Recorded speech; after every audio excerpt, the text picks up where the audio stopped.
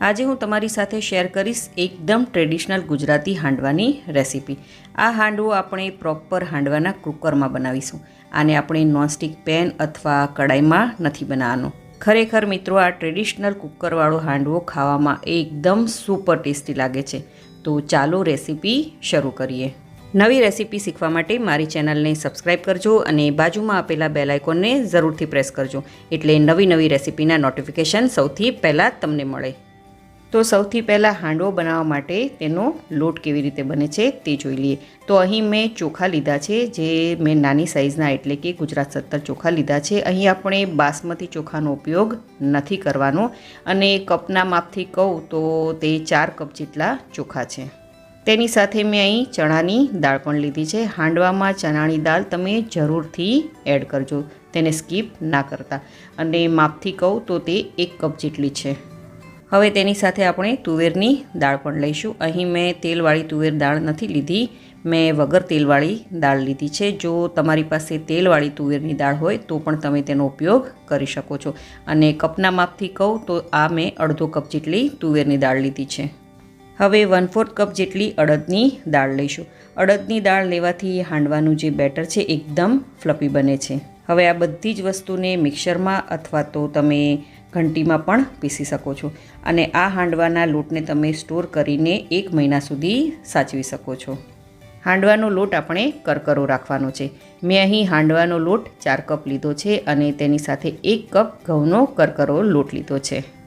ઘઉંનો લોટ નાખવાથી હાંડવામાં અંદર એક સોફ્ટનેસ આવે છે અને બહારથી તે ક્રિસ્પી પણ બને છે। તો હવે આપણે હાંડવાનું બેટર બનાવી લઈશું।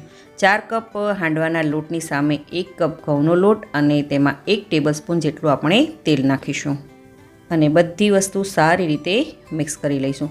અહીં મેં સિંગ તેલનો ઉપયોગ કર્યો છે, તમે કોઈ પણ બ્રાન્ડનું તેલ તમે વાપરી શકો છો, પરંતુ સિંગ તેલનો ટેસ્ટ હાંડવામાં ખૂબ જ સરસ આવે છે।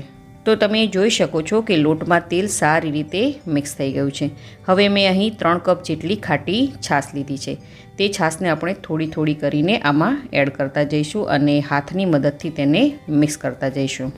તમે ચાહો તો આ બેટર વિસ્કરની મદદથી પણ મિક્સ કરી શકો છો।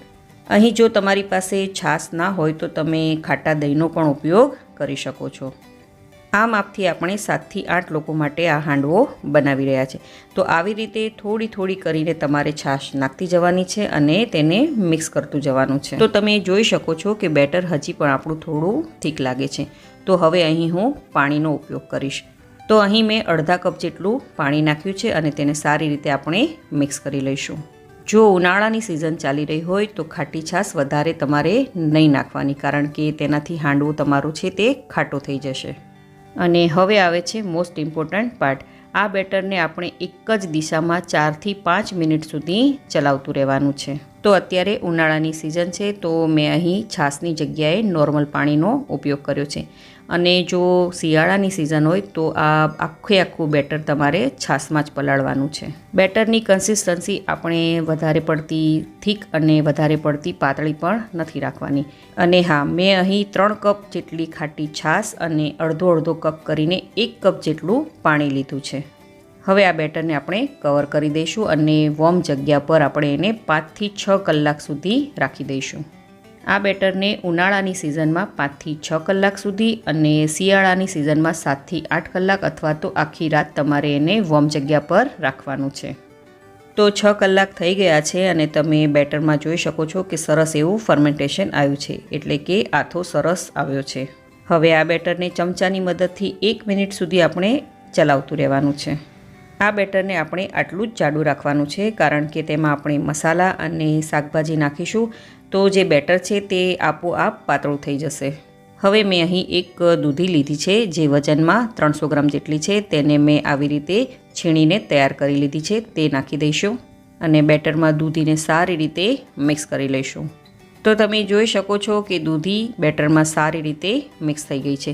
હવે તેમાં ટેસ્ટ પ્રમાણે મીઠું અને અડધી ટીસ્પૂન જેટલો અજમો લઈશું, જેને અજમાને આવી રીતે હાથમાં લઈ અને મસળીને તેમાં એડ કરી દઈશું। હાંડવામાં અજમાનો ટેસ્ટ બહુ જ સરસ લાગે છે। હવે તેમાં 2 ટેબલસ્પૂન જેટલો આપણે ગોળ એડ કરીશું। જો તમને ગળપણ ના પસંદ હોય તો તમે આને સ્કીપ પણ કરી શકો છો, પરંતુ આપણે ગુજરાતી હાંડવો બનાવી રહ્યા છે તો ગળપણ તો નાખવું જ જરૂરી જ છે. અડધી ટીસ્પૂન હળદર પાવડર, 1 ટીસ્પૂન જેટલું ધાણાજીરું પાવડર અને 1 ચપટી હિંગ નાખી અને બેટરમાં સારી રીતે તેને મિક્સ કરી લઈશું. હવે આ બેટરને આપણે ઓછામાં ઓછી 2 થી 3 મિનિટ સુધી આવી રીતે સતત ચલાવતા રહેવાનું છે, જેથી ગોળ સારી રીતે પીગળી જાય. તમે અહીં ચાહો તો ખાંડનો પણ ઉપયોગ કરી શકો છો, પરંતુ હાંડવામાં ગોળની એક મીઠાશ બહુ સરસ લાગે છે. તો તમે જોઈ શકો છો કે બેટર આપણું એકદમ રેડી છે. હવે હાંડવાના કુકરની નીચેની જે પ્લેટ છે તેમાં આપણે માટી અથવા મીઠું નાખી દઈશું. મેં અહીં કરકરી માટી નાખી છે. હવે તેના પર થોડું થોડું કરીને પાણી આપણે છાંટી દઈશું. દરેક જગ્યાએ પર માટી નથી મળતી તો તમે ચાહો તો મીઠાનો પણ ઉપયોગ કરી શકો છો. તો તમે જોઈ શકો છો કે આ માટીવાળી ટ્રે આપણી રેડી થઈ ગઈ છે. હવે તેને આપણે ડાયરેક્ટ ગેસ પર મૂકી દઈશું અને પ્રીહીટ થવા માટે તેને તૈયાર કરશું. હવે બેટરમાં એડ કરવા માટેનો એક સ્પેશિયલ આપણે વઘાર તૈયાર કરી લઈએ. તો મીડિયમ ગેસની ફ્લેમ પર આપણે એક પેન રાખીશું અને પેનમાં અડધો કપ તેલ નાખીશું. તેલ ગરમ થાય એટલે તેમાં 1 ટેબલસ્પૂન જેટલી રાઈ અને જ્યારે રાઈ ફૂટી જાય ત્યારે તેમાં 1 ટીસ્પૂન જેટલું આપણે જીરું નાખીશું. અડધી ટીસ્પૂન જેટલી હિંગ, 10 થી 12 નંગ આપણે લીમડાના પત્તા એડ કરીશું. અને હા, મેં અહીં 3 થી 4 લીલા મરચાંના ટુકડા એટલે કે લીલા મરચાંને મેં ચોપ કરીને રાખ્યા હતા તે નાખી દઈશું અને તેને સારી રીતે સોતે કરી લઈશું. મેં અહીં 7 થી 8 લોકો માટે આ હાંડવો બનાવ્યો છે, તો તેલ મેં તે પ્રમાણે વાપર્યું છે. અહીં મેં 8 થી 10 કળી લસણની લીધી હતી અને તેને ખાંડી લીધી હતી.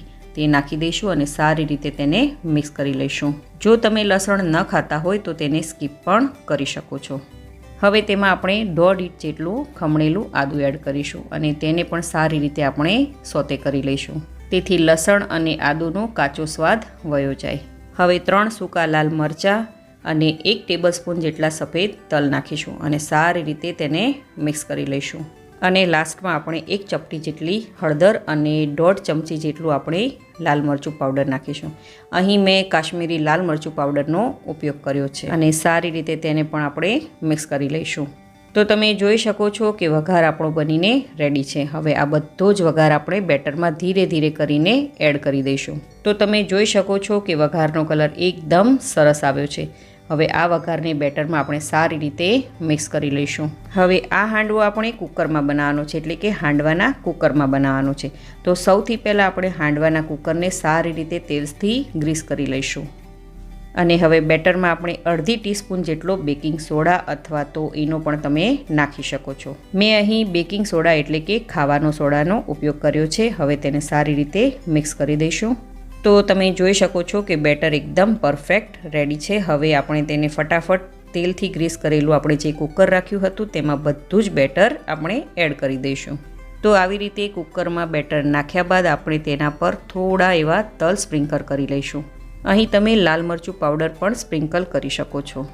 હવે આપણે જે પહેલાં માટીવાળી ટ્રે રેડી કરી હતી પ્રીહીટ કરવા માટે, તેના પર આ કુકરને આપણે રાખી દઈશું અને ગેસની ફ્લેમને આપણે મીડિયમ પર કરી દઈશું. અને હવે કુકરનું ઢાંકણું બંધ કરીને 15 થી 20 મિનિટ સુધી આપણે મીડિયમ ગેસ ઉપર આને પકવવાનું છે.